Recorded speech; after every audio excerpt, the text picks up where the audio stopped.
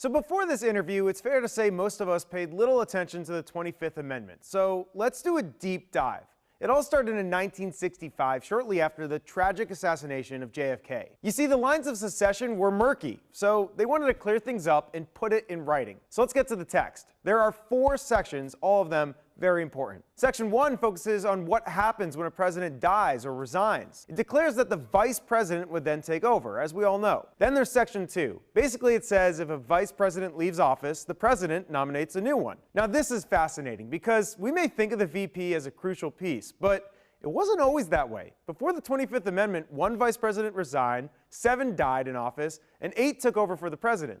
And yet they were often just not replaced. Before the 25th Amendment, the VP spot was left vacant 20% of the time. Then there's Section 3. This allows the president to give up his power temporarily by telling Congress that he's unable to discharge the powers and duties of his office. And this has been done, once by President Reagan and twice by President Bush, when they transferred power for a matter of hours as they went through surgery. Then there's Section 4, by far the longest one and definitely the most controversial. It allows for the VP and a majority of the cabinet to remove the president if he's deemed unable to discharge the powers and duties of his office. This would put the VP in charge. If they do, it then heads to Congress to vote on this. Now, unlike Sections 1 through 3, this section has never been used before.